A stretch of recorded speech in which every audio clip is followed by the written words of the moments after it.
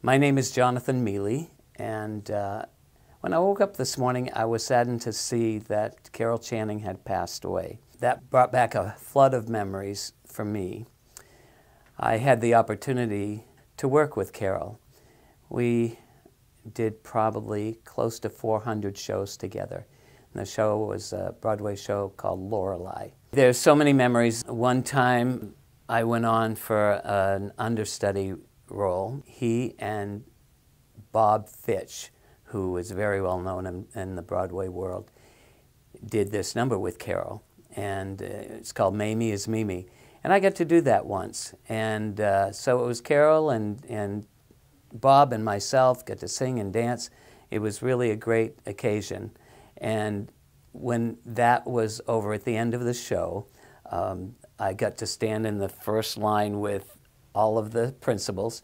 And Carol was really nice and brought me forward and had me take an extra bow. And she said, well, his name is Jonathan Mealy. And Mealy means honey in Italian.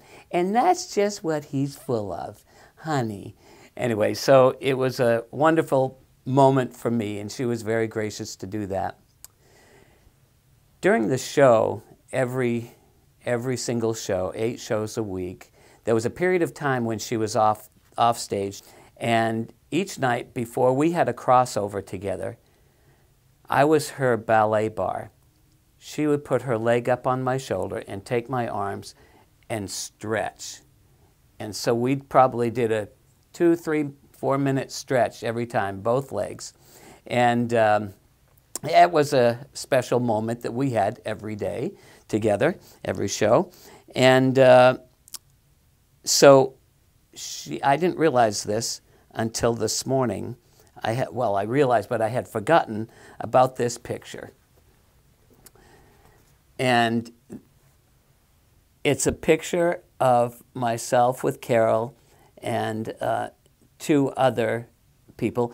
And this, we had a very, very short scene together with a couple of lines. And so that was another fun time I had during the show. All the time I got to speak with her in the show, just even if it was just briefly. And yeah, that's me right there, believe it or not. And so if this has a message on it to me, and I had totally forgotten about this. This says, to my beloved Jonathan, someday I'll make you as tall as you've made me. With birthday wishes, Carol. And so that was directly related to me being her ballet bar and helping her stretch every day. So, you know, there are a lot of memories from Lorelei and with Carol. One thing that I remember, because of her, we met a lot of well-known people of the day.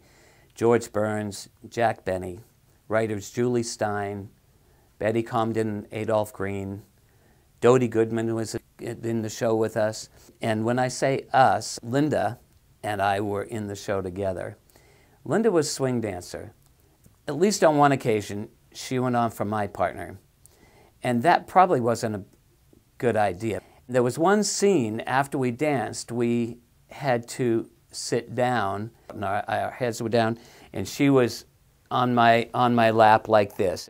We were sweating because of the dance number, and with my head down, sweat was just dripping off my nose and making a puddle on the floor. And Linda made some wisecrack, and we got laughing so bad. The tree was shaking behind us, and all I could think of was, we're going to be fired. Of course, we weren't. There were so many funny moments in the show regarding Carol Channing. Carol was a consummate professional. And, you know, we always used to joke that she didn't have the best singing voice in the world, but she didn't need to. She had a distinct voice, all of her own, and nobody could take that away from her. When she walked on the stage, she had something very special. It was electric, and she captured the audience immediately just when she walked on stage with her big eyes and her big smile, and she really connected with the audience. And I think it's because she loved it so much, and she did everything from her heart. couple things that happened was during the show one time, there was a big number, big ensemble number. It was called Keeping Cool with Coolidge. And it ended up with her feet on a couple people's backs that were bent over. It sounds kind of funny. I might have been one of them. And she had her arms around a couple other guys. And so she had no hands or feet to do anything with during the applause. Well, right at the last beat of the music, her wig flipped off backwards like this.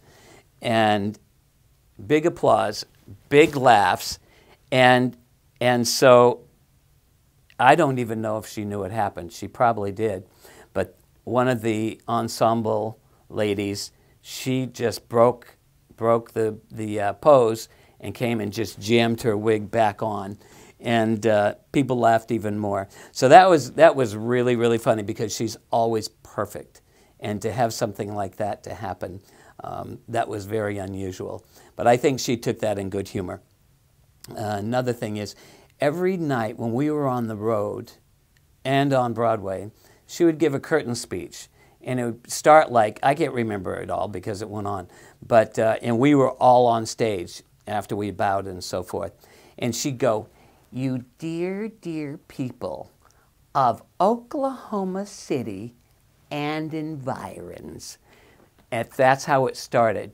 And so that's the first place we did. Well, we had gone to so many cities during the year.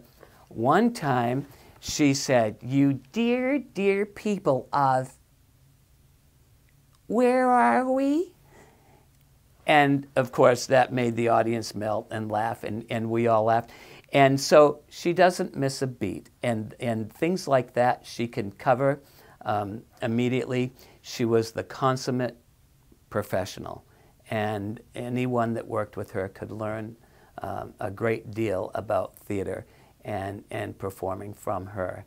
And you know, I'll have to admit, I didn't appreciate her when I was younger and as much as I should have. And I've learned much more about her as the years have gone by. And so my respect and admiration for Carol has increased through the years as I really paid attention to the person that she was and her accomplishments. And she had the perfect comedic timing in all that she did. Many memories of being in Lorelei, and I'm so grateful and feel blessed to have had that career, and part of it being with Carol Channing. She had a thermos with some fish concoction in it, and it smelled up the whole theater. I don't know if I should say that or not.